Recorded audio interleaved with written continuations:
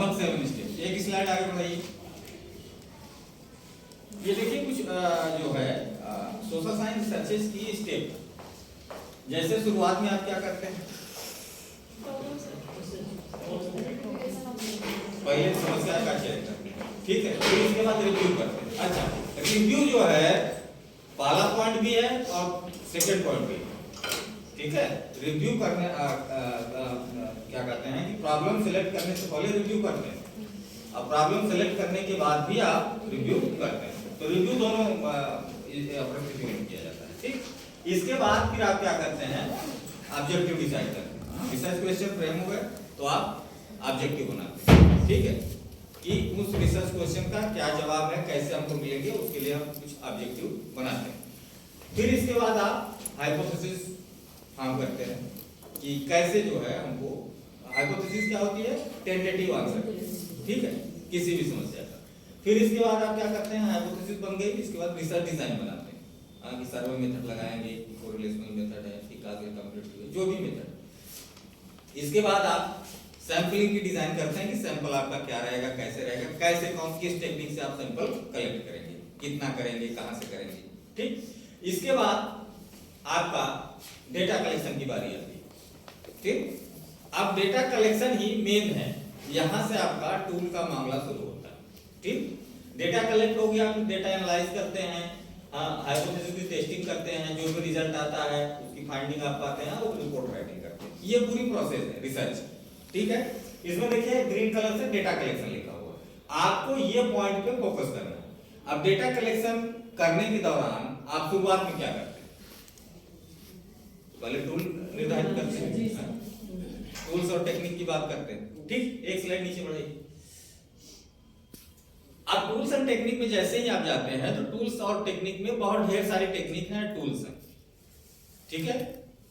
अब जैसे achievement test है, रेटिंग स्केल है, क्वेश्चनएयर है, शेड्यूल है, इंटरव्यू है, ऑब्जर्वेशन है, सोशियोमेट्री, क्यूमुलेटिव रिकॉर्ड है, एनेक्डोटल है, प्रोजेक्टिव मेथड है, टेस्ट बाय ट्रीजन, ठीक है, इन्वेंटरी रहती है, दुनिया भर की चीजें, ठीक। अब इसमें भी आप जो है कुछ टेक्निक के माध्यम से और कुछ टूल के माध्यम से डेटा कलेक्ट करते हैं।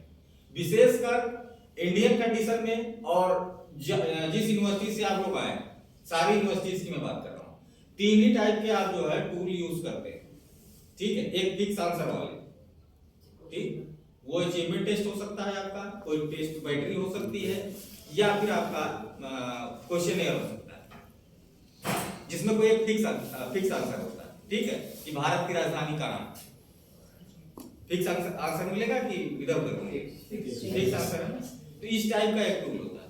दूसरा होता है परसेप्शन स्केल या एटीट्यूड स्केल, ठीक है, जिसमें आप अपने जो दृष्टिकोण है, जो आपकी फीलिंग है, जो भी आपका जो है सोचने का नजरिया है, उसको इंटेंसिटी में बताते हैं, कि कम ज्यादा, सहमत असहमत, इस टाइप से, वो स्केल बोला जाता है, ठीक है। अब स्केल में भी दो तरीके के रहते हैं, एक लिकर्ट का और एक थ्रस्टर का, ठीक। तो अभी हम उसकी बात में करेंगे। अभी हम फिक्स आंसर वाले को फोकस करते हैं कि फिक्स आंसर वाले जो क्वेश्चनएयर या टूल है वो कैसे डेवलप किए जाते हैं, ठीक। अब इसको देखें तो अचीवमेंट टेस्ट क्या है, कोई बताना चाहेगा? आप लोग ही अपने से बताइए, बहुत नॉर्मल चीज है। अचीवमेंट टेस्ट क्या होता है? ऐसा टेस्ट जिसमें ये पता चले कि बच्चे ने कितनी नॉलेज प्राप्त की है, ठीक है। नॉलेज को जो है, किसी बच्चे की नॉलेज को पता करने के लिए आप टेस्ट बनाते हैं। अब इसमें भी जो है दो टाइप के टेस्ट होते हैं, एक टीचर मेड होता है, एक अचीवमेंट टेस्ट या स्टैंडर्डाइज्ड टेस्ट होता है, ठीक है। टीचर मेड क्या होता है, सिंपली टीचर अपने क्लास में बच्चों के लिए बना रहे हैं, ठीक है, उसका कोई मतलब नहीं होता। स्टैंडर्डाइज्ड टेस्ट क्या होता है, जिसमें रिलायबिलिटी, वैलिडिटी वगैरह। अब ये कहा जाता है कि स्टैंडर्डाइज्ड टेस्ट वो होते हैं कि जो आइटम के कैरेक्टरिस्टिक्स को न्यूमेरिकली एनालाइज करके बनाए जाते हैं।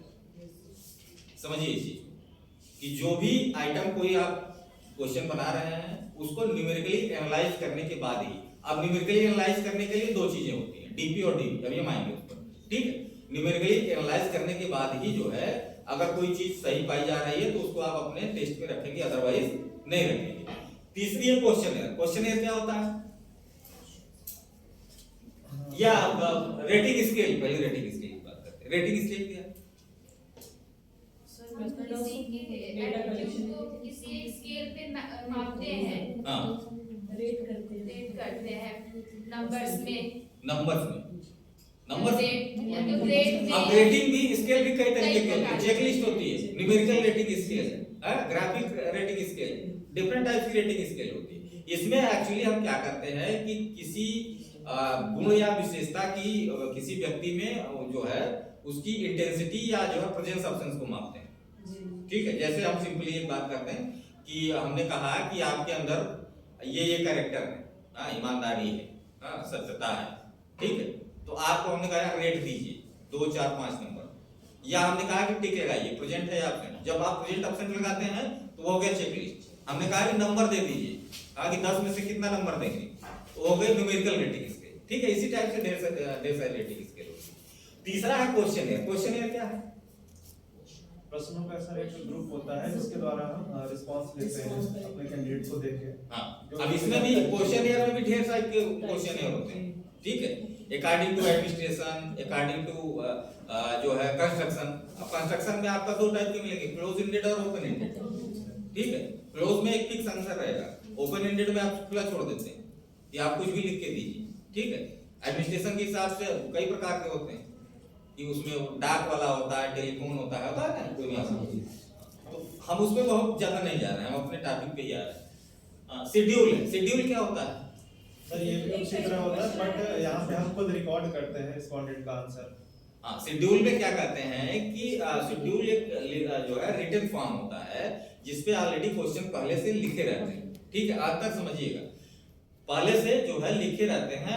आप जो है उन प्रश्नों को पूछते हैं सामने वाले से, वो जो जवाब देता है आप उसको नोट करते जाते हैं। तो ये हो गया शेड्यूल। ठीक है, इसी में एक तरीके का और इन्वेंटरी। इन्वेंटरी क्या होती है? सुना है ना? क्या होता है?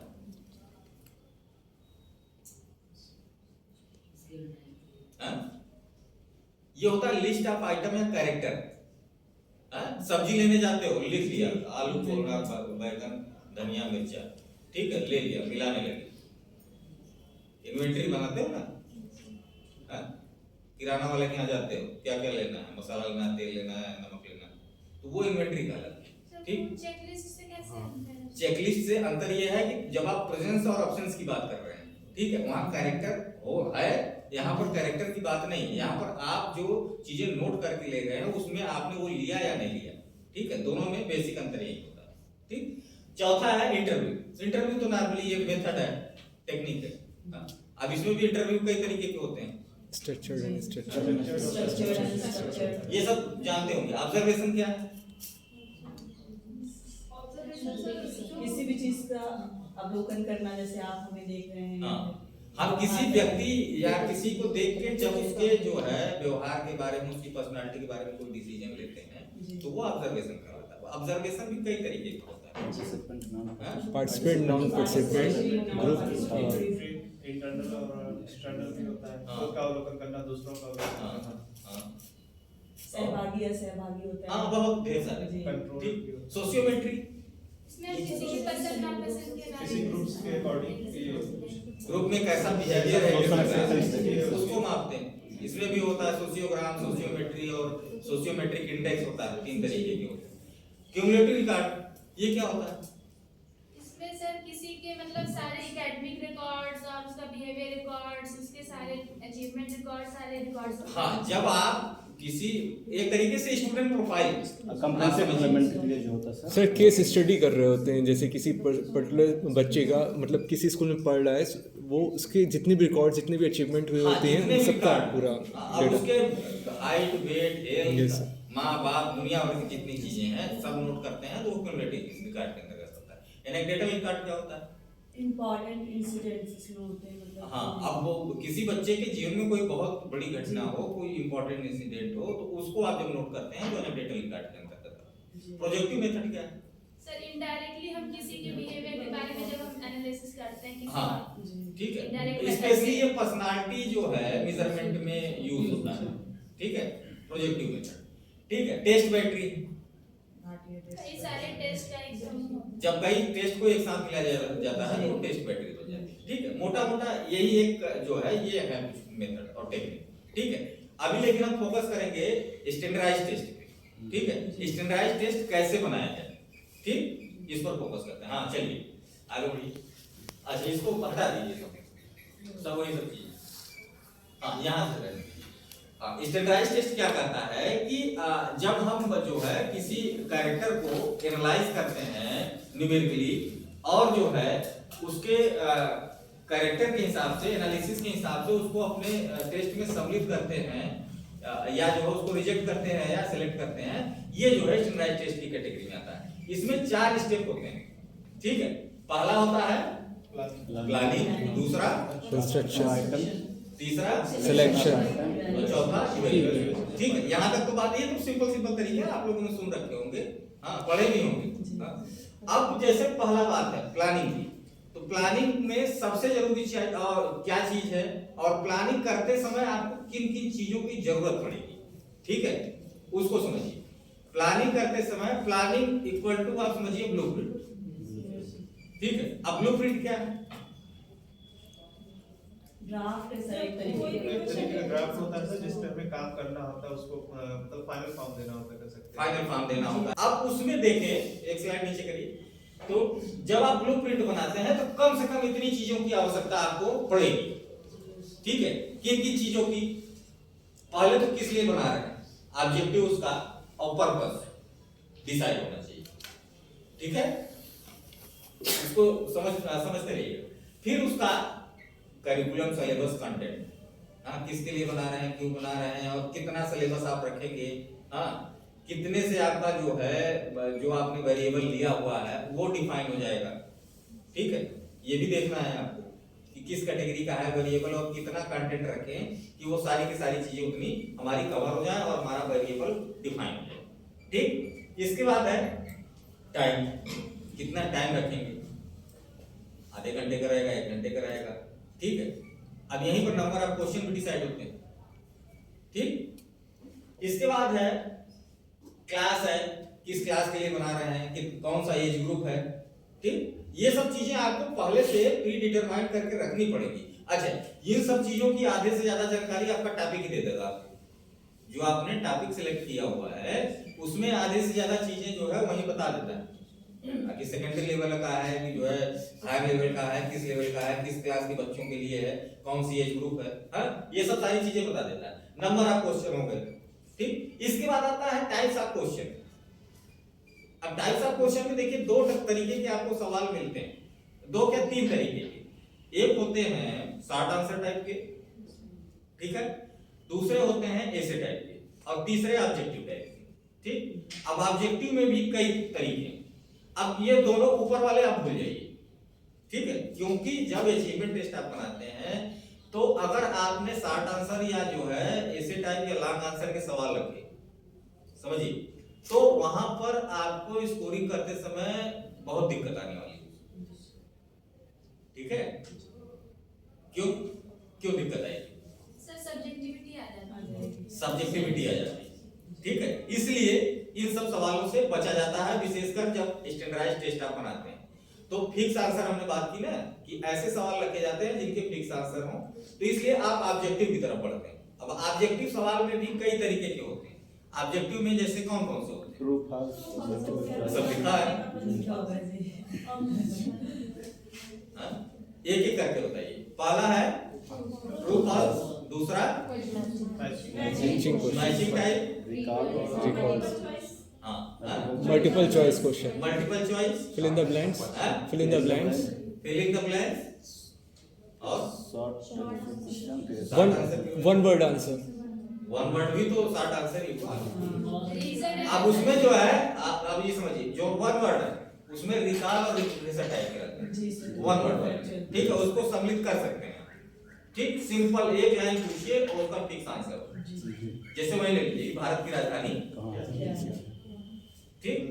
अब रिकॉल और रिकॉग्निशन 2 वर्ड आते हैं,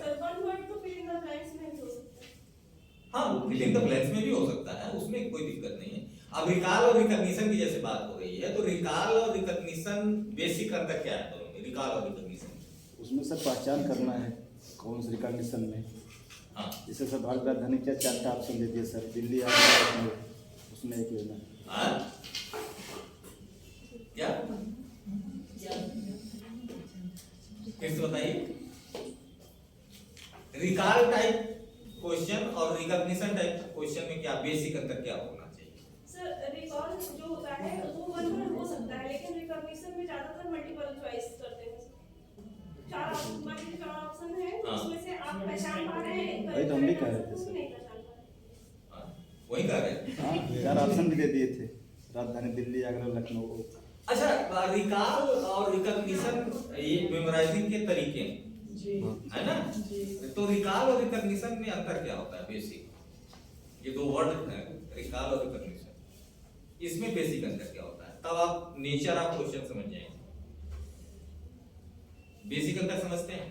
इसमें सर मेमोराइज करते हैं क्या हो सकता है, इसमें सर ऑप्शन सामने रहता है, उसमें कोई एक सेलेक्ट कर लेते हैं, पहचान इसमें सर रिकॉग्निशन में पहचानते हैं। बेस्ड होता है, रिकॉल, जो हमारा पूर्व ज्ञान है उसको हम याद करेंगे, हाँ अच्छा, उसके बेस पे करेंगे। और रिकॉग्निशन सर रिकॉग्निशन शायद इंस्टेंट वो होता होगा। रिकॉग्निशन सर हम मल्टीपल चॉइस क्वेश्चन में चारों में से कोई एक पहचान जाएगी कि यही आंसर जो सही है। इंस्टेंट हमारा लाइक वो आएगा एक। प्रेजेंस ऑफ ऑब्जेक्ट की बात करिए, ठीक है? रिकॉल की जब आप बात करते हैं तो वहां पर ऑब्जेक्ट प्रेजेंट नहीं रहता, रिकॉग्निशन में ऑब्जेक्ट प्रेजेंट रहता है। बहुत बेसिक अंतर है, चीजें समझ जाएंगे। जैसे आपको एग्जाम में क्वेश्चन पेपर मिला, ठीक है, और आपने कहा कि इसको सुबह पढ़े थे, जब आंख बंद करके ऐसे ऐसे सर पीटते हैं तो वो क्या है? रिकॉल। ठीक है, ऑब्जेक्ट वहां पर नहीं। और आपने देखा किसी को, इनको हमने 10 साल बाद देखा है, पहचान तो रहे हैं लेकिन नाम याद नहीं आ रहा, ये क्या है? रिकॉग्निशन। ऑब्जेक्ट प्रेजेंट है, वहां पर ऑब्जेक्ट प्रेजेंट नहीं, ठीक है? तो ये बेसिक अंतर है रिकॉल और रिकॉग्निशन में। तो उसी टाइप के सवाल भी रहेंगे, ठीक है? वन वर्ड भी रहेगा, मल्टीपल चॉइस भी रहेगा, लेकिन ऑब्जेक्ट है तो रिकॉग्निशन हो गया, ऑब्जेक्ट नहीं है तो रिकॉल हो गया। समझ में आया बेसिक अंतर? ठीक, अच्छा, ये तो क्या कहते हैं कि टाइप्स ऑफ क्वेश्चन हो गए। इसके बाद आप क्या करेंगे? स्कोरिंग का मेथड भी बताएंगे, ठीक है, कि कैसे स्कोरिंग करनी है आपको, ठीक है? 1 नंबर देना है, 2 नंबर देना है, 4 नंबर देना है, ठीक है? हाथ से करना है, एक एक कॉपी बैठ के चेक करना है कि आजकल वो मशीन आ गई है OMR वाला, उसमें डाल देना, हाँ, वो धड़ाधड़ के उत्तर दे देता है ना, वो करना। फिर इसके बाद वेटेज। कितना भार होगा। अब वेटेज के लिए आपको ब्लूम टैक्सोनॉमी पढ़नी पड़ेगी, ठीक है? अभी ब्लूम टैक्सोनॉमी पर भी आते हैं। ये सब बेसिक चीजें हैं, बिना इसके आप टूल कंस्ट्रक्ट नहीं कर पाएंगे, ठीक है? अभी थ्योरेटिकल बात चल रही है हम लोग, ठीक? इसके बाद ये भी देखेंगे कि क्या जो है गेस आंसर देने की जो संभावना तो नहीं है। अगर ऑब्जेक्टिव टाइप के सवाल है आपके तो उसमें गेस होता है ना, कोनो डी भर दिया, कोनो उसी में ओम का निशान बनाता है, ऐसे कोई अपना नाम लिखता है, ऐसे ऐसे होता है ना, ऐसे ऐसे काला कर दिया, तो गेस से आंसर देने की संभावना बहुत ज्यादा रहती है, ठीक? तो ऐसी परिस्थिति में आपका ये फार्मूला रहेगा, CS corrected score equal to क्या है? R क्या है? Right answer minus wrong answer upon K minus 1। K क्या है? नंबर ऑफ ऑप्शन, कितने ऑप्शन आपने दे रखे हैं, ठीक है? तो इसके आधार पे गेस से उत्तर देने की संभावना खत्म हो जाती है। नहीं समझ में आया? आ गया? ठीक है, अब आते हैं वेटेज पे। वेटेज निर्धारित करने के लिए अब आपको ब्लूम की टैक्सोनॉमी देखनी पड़ेगी। तो ब्लूम की टैक्सोनॉमी, एक स्लाइड नीचे बढ़ाइए, ठीक है? अब इसको देखें तो अब अच्छा, नॉर्मली जो है हम लोग जब बात करते हैं अचीवमेंट टेस्ट की, स्टैंडर्डाइज्ड टेस्ट की, तो हम लोग कॉग्निशन की तरफ रहते हैं, ठीक है? अफेक्टिव और साइकोमोटर में नहीं जाते हैं, बहुत विशेष परिस्थिति में ही जाते हैं। तो कॉग्निशन की बात करें, इन सब की बात करें, उसी में भी, उसमें 3 है बस सर। कॉग्निशन में 3 ले लिया जाए सर, बस नॉलेज अंडरस्टैंडिंग एप्लीकेशन। अब मान लीजिए हाई लेवल का बना रहे हैं तो पीजी के बच्चों के लिए अपेक्षा को देखना। नहीं, उसमें अंदर घुसने की बात है। कॉग्निशन में भी भाई होना तो चाहिए जो है कक्षा 8 के बाद, ठीक है? क्लास 8 के बाद अगर कोई टूल बना रहे हैं आप, तो जब उसमें जो है वेटेज निर्धारित करेंगे तो ये 6 से जो है सवाल होने चाहिए, नॉलेज से, अंडरस्टैंडिंग से, एप्लीकेशन से, एनालिसिस से, सिंथेसिस से और इवैल्यूएशन से। अच्छा, पहले इसको समझिए कि जब हम ब्लूम टैक्सोनॉमी की बात करते हैं तो किसी बच्चे की प्रोग्रेस को मापने के लिए, ठीक है, या जब हम किसी स्टूडेंट को कहते हैं कि वो कॉलेज से एंट्री हो रहा है गेट से, तो उसमें 3 तरीके के विकास होंगे। एक उसका संज्ञानात्मक विकास होगा, दूसरा उसका भावात्मक और तीसरा क्रियात्मक, ठीक है। ये 3 प्रकार के विकास अगर बच्चे में हो रहे हैं तो भी समझिए उसका ऑलराउंड डेवलपमेंट हो रहा है। अब इसको ब्लूम ने कहा कि उसमें भी जो है कॉग्निशन, अफेक्टिव और साइकोमोटर में भी अलग अलग जो है डोमेन है जिसके अंतर्गत विकास होता है, ठीक। अब एक की बात करते हैं, कॉग्निटिव की। कॉग्निटिव में जैसे नॉलेज है, नॉलेज क्या होता है? नॉलेज क्या है? इंफॉर्मेशन लेवल का जो ज्ञान, चीज को जानना, सूचना, किसी चीज को जानना, वेरी गुड, इंफॉर्मेशन लेवल, ठीक। और क्या? रिकॉल करना, हाँ, रिकॉल करना, रिकॉग्नाइज करना, ठीक है, सिंपल, ठीक। मान लीजिए कोई डिफिनीशन दी गई, ठीक, इसको ऐसे समझिए, कोई डिफिनीशन दी गई, एज इट इज आपने उस डिफिनीशन को याद कर लिया, ये क्या हो गया? नॉलेज हो गया। हाँ, कक्षा 8-9 तक हम लोग यही करते हैं, है ना? अभी भी करते हैं। अभी भी कभी कभी फिर आप जीवन धिक्कार है आपको, इवैल्यूएशन तक पहुंचे ही नहीं। ठीक है। तो ये तो सिंपल हो गया नॉलेज। अंडरस्टैंडिंग क्या है? इसमें सब कॉन्सेप्ट अर्थ समझना, समझना, उसकी मीनिंग समझना। अब वही बेसिक में चाहिए कि आपने कोई डिफिनीशन रट ली, नॉलेज हो गया, डिफिनीशन को अपनी भाषा में बता रहे हैं, ठीक है, अंडरस्टैंडिंग हो गई। एप्लीकेशन क्या हो गया? अप्लाई करना, अप्लाई करना सर, जो भी आपने कोई जो है डिफिनीशन, प्रिंसिपल, कॉन्सेप्ट समझा है उसको अपने जीवन में आप अप्लाई कर पा रहे हैं कि नहीं कर पा रहे? व्याख्या कर सकते हैं। हाँ? व्याख्या नहीं, अप्लाई करना, व्यवहारिक उसका उपयोग क्या है आपके जीवन में, ठीक है, या किसी के भी जीवन में एक तरीके से उसका यूज क्या है, इसको समझिए, ठीक है। जब ये बात करते हैं तो ये हो गया एप्लीकेशन। एनालिसिस क्या? किसी चीज को कई टुकड़ों में बांट के समझना। हाँ? क्लासिफिकेशन करना। अब उसी डिफिनीशन को छोटे छोटे छोटे छोटे कॉन्सेप्ट में, फैक्ट्स में अलग कर देना, ठीक है। एक ही एग्जांपल लीजिए तो उससे ज्यादा क्लियर हो, ठीक। फिर क्या करते हैं सिंथेसिस में? तो उसी सब को सब जोड़ के समझते हैं। सारे फैक्ट्स को फिर आपने जोड़ दिया, ठीक है, सारे कॉन्सेप्ट फैक्ट्स को जोड़ दिए। इवैल्यूएशन में क्या करते हैं? हाँ? मूल्यांकन करना उसका कि वास्तव में ये सही है कि नहीं, ठीक है। बात समझ में आई? ये छोटी छोटी चीजें। अब इस पर आपको सवाल बनाने हैं। हाँ सर, अब तो कॉग्निटिव डोमेन जो है वो मॉडिफाई हो गया है ना ब्लूम का। हाँ, क्रिएटिविटी डाल दी गई है, ठीक है। चौथा जो है इसमें एनालिसिस, सिंथेसिस और इवैल्यूएशन तीनों मिला के केवल जो है क्रिएटिविटी कर दी गई है, ठीक है। तो वो आरसीएम वाले की है, ठीक है, regional college of education Mysore किया है, ठीक है। वो बीएड वाले पढ़ते हैं, ठीक है। आप लोग रिसर्च स्कॉलर हैं, आप लोग उन सब चीजों में ना हो लीजिए, ठीक। वो आरसीएम जो है चलता है उनका ना, तो वो सब जो है वो जो ऑब्जेक्टिव लिखते हैं तो आरसीएम के हिसाब से लास्ट में एक पॉइंट बता दिया सृजनात्मकता, ठीक है। तो 3 में बनाते हैं, चौथे में बच्चे सृजनात्मक हो सकेंगे, ऐसे लिख देते हैं, ठीक। लेकिन जो बेसिक चीज है आप इसको समझिए कि जो ब्लूम की टैक्सोनॉमी है इतना आपको आना चाहिए, ठीक है। अभी अफेक्टिव साइकोमोटर की बात छोड़ दीजिए, अफेक्टिव क्या होता है नहीं जाने दीजिए, समय खराब होगा, हम आप लोग टॉपिक पे रहते हैं, ठीक। अब देखिए क्वेश्चन आपको बनाने हैं, ठीक। क्वेश्चन बनाने हैं, बनाने से पहले अब आपको इतनी नॉलेज हो गई, नंबर मिल गया, क्लास मिल गया, एज मिल गई, टाइप्स ऑफ क्वेश्चन मिल गए, स्कोरिंग का मेथड मिल गया और ब्लूम की टैक्सोनॉमी मिल गई। अब आपको ब्लूप्रिंट तैयार करना है। ब्लूप्रिंट कैसे तैयार होगा, ठीक है, इसको समझते हैं, ठीक। इसको बंद करिए, अब लाइए 4 डस्टर अपने फाइनल टेस्ट में, उसके 2 गुने सवाल आपको बनाने पड़ेंगे।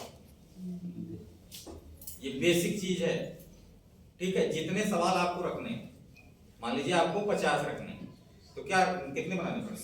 100। ठीक है, और 60 रखने हैं तो 120। ठीक है रखना। हाँ 15 तो सवाल लेके दौड़ती 120। ठीक है, अब 120 में टाइम कितना रहेगा? 1 मिनट देंगे सवाल ना। 120 अभी आइटम एनालिसिस के बाद ये चेंज हो जाएगा। अभी तो आपको रखना पड़ेगा ना कि 2 आवर ना, यही तो होगा। बात समझ में आ रही कि नहीं आ रही? अब इसके बाद यहां पर अब आपका बनेगा टेबल।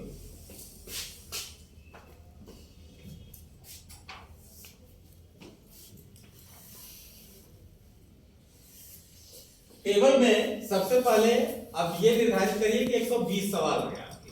ठीक है, तो अब आप ये बताइए कि कॉग्निटिव डोमेन में कौन कौन से लेंगे? 6 लेंगे कि 3 लेंगे? नॉलेज नेशनल पे 3 सही है सर। अभी 7 में है, कक्षा 7 का, तो 3 बहुत है। जी ठीक है, तो 3 लेवल लीजिए। 3 लेवल का मतलब आपका हो गया ये नॉलेज, अंडरस्टैंडिंग और एप्लीकेशन। ठीक है, अब आइए 120 सवाल कितना वेटेज देंगे? यहीं पर वेटेज लिखिए। 40 हाँ वेटेज बताइए। इसमें नॉलेज में कम रखा जाए सर, और बाकी थोड़ा कक्षा 7 के बच्चे हैं, सोच समझ के करिएगा। अब यहीं पर आप लोगों की जो है परीक्षा है। नॉलेज ज़्यादा। 60 आप इसमें केवल 20% एप्लीकेशन लेवल रखिए, क्योंकि जब आप जो है डिफिकल्टी लेवल पे जाएंगे तो एप्लीकेशन लेवल क्या होगा? कठिन होगा कि सरल होगा? कठिन होगा ना। तो इसको 40% रख लीजिए। ठीक है, इसको 40% और इसको ये 100% हो गया। ठीक हुआ कि नहीं हुआ? अब सबसे जरूरी 120 का 40% कितना होगा?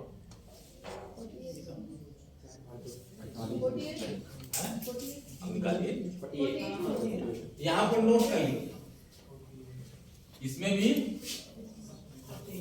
इसमें कितना हुआ? 20। ठीक है, टोटल डिसाइड हो गया। ठीक है, आ जाओ उधर बैठ जाओ।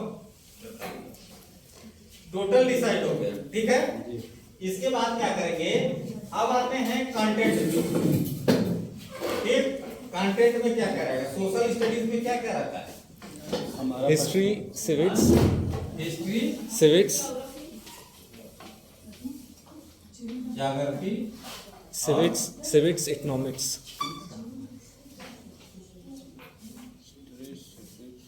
Geography, civics, civics. इकोनॉमिक्स। अरे यही है। पॉलिटी सिविक्स ही है ना भैया। ठीक है, ये 4 चीजें रहती हैं। अब इसमें भी वेटेज निर्धारित करना होगा कि किसको कितना वेटेज देना है आपको। सबको 25-25। 25 हाँ? 25 का 100 जी सर। 25 तो एक वो आपका लॉजिकल रहेगा। जी ठीक है, जी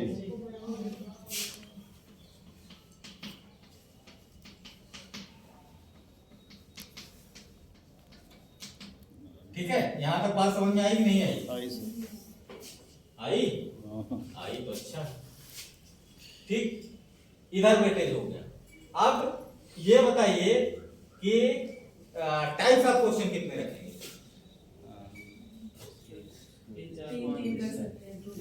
अरे मल्टीपल चॉइस,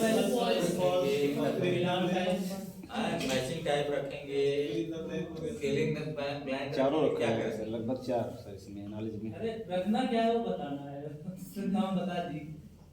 क्या क्या रखना है? Multiple choice, fill in the blank, true false और एक एमसीक्यू हो गया। ठीक है, दूसरा ट्रू फॉल्स, मैचिंग टाइप। ठीक है, तीसरा एफबी, हाँ? PF and FB, true false और हाँ? Fill in the blank filling the blank. जी ये अब भी, ये तो फेसबुक हो गया। अब इसमें बताइए। ठीक है, ये 4 हो गया। अब इसमें भी 4 रहेंगे, जी। इसमें भी 4 रहेंगे। सब नोट कर लीजिए। MCQ, multiple choice, true false और FD। इसमें भी वही रहेगा, MCQ, multiple choice, true false and FD।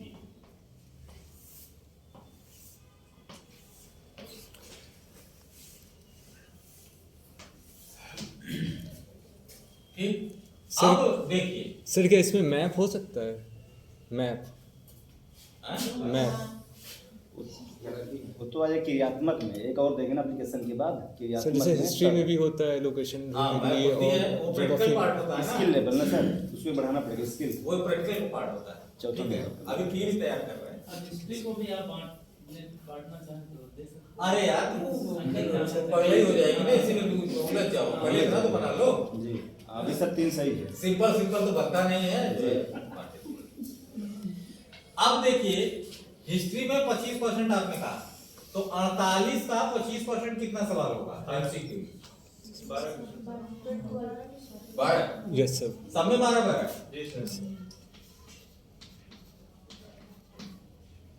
हैं? नहीं, ये 12 हो गया तो 48 किसी का हो गया, बाकी कहाँ गए? इसका 25% आपको निकालना है। 4 होगा, सब में 4 रहेगा ना, सब में 4 रहेगा। ये समझ में आ रहा है कि नहीं? आ रहा सर। सर 3-3 होगा, 3 चौके 12। 3 होगा सर, 3 होगा। इसी में तुम लोग करवा दो। 3 ठीक है। अब इधर से भी देखिए, इधर 12 हो रहा है, इधर 12 हो रहा है, इधर भी 12 हो रहा है। सर 16-3-48 हो जाएगा।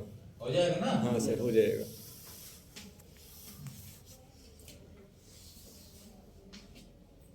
यानी सब में वही हिसाब रहेगा, लेकिन वहां चेंज होगा ना 20%, उसमें थोड़ा ऊपर नीचे करना पड़ेगा। ये 100% है, ये 12 हो गया, ये 12 हो गया, ये 12 हो गया, ये 12, अभी 12 रहेगा।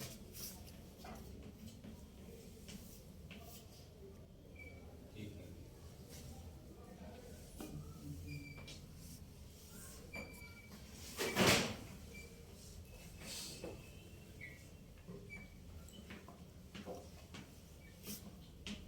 क्वेश्चन मार्क्स से एकदम इक्वल डिस्ट्रीब्यूशन है। क्वेश्चन मार्क्स क्यों बढ़ा?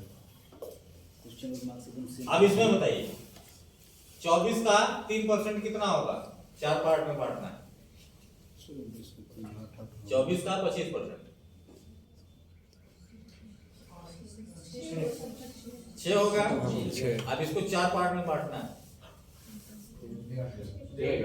हाँ? डेढ़ जाएगा ना, यही पर समस्या बनती है। अब इसमें आप क्या करेंगे कि आप एक रूल फॉलो करेंगे कि जिसमें आप सवाल बढ़ाना है उसका जस्ट नेक्स्ट वाले में दूसरा बढ़ाएंगे। जैसे मान लीजिए आपने कहा कि कितने सवाल आ रहे हैं? 6 ना। सर जैसे आइटम बढ़ा दिया जाए, यहाँ पर 2 कर लीजिए, 2 कर लीजिए, 1 कर लीजिए, ठीक है। यहाँ पर फिर 1 2, ठीक है। फिर यहाँ पर 2 2 1, ठीक, ऐसे चलेंगे नीचे तक। सही है ना? हाँ ठीक है, ठीक ठीक। फिर इसके बाद 8 2 2 1। इसमें भी यहाँ तो है ही, ये टोटल है। तो कितने हो गए? 6 6 6 6 ना, सही है ना? ठीक। अब यहाँ पर आपका टोटल बनेगा, ग्रैंड टोटल, ठीक। अब इसमें चारों रहेंगे, MCQ, multiple choice, true false और फिलिंग द ब्लैंक्स। अब इसमें देखिए कितने हैं टोटल? MCQ 4, 3 3 6 और 2 8। नहीं समझ में आया? ये 8 हो गया। इसी तरीके से इसमें भी वही रहेगी संख्या ना, इसमें एक कम हो जाएगा। इसमें एक कम होगा। हाँ, इसमें कितना हो जाएगा? 7। इसमें फिर 8 ना, इसमें कितना हो जाएगा 7, इसमें ये 30 total हो जाएगा कितना 30 हो गया? 30। Yes sir. अब इसी तरीके से सब में जाएगा, इसका भी बताइए हम नोट करें। 8 7 हाँ, फिर 8 7 ठीक है, ये कितना हो गया 30। 30। इसमें बताइए 7 8 30। इसमें बताइए 7 8 सर यहाँ ये हो गया 30। अब टोटल कितना यहाँ लिखेंगे, ग्रैंड टोटल ये कितना हो गया 120। ठीक, समझ में आया? ऐसे बनता है आपका ब्लूप्रिंट। नोट कर रहे हैं क्या?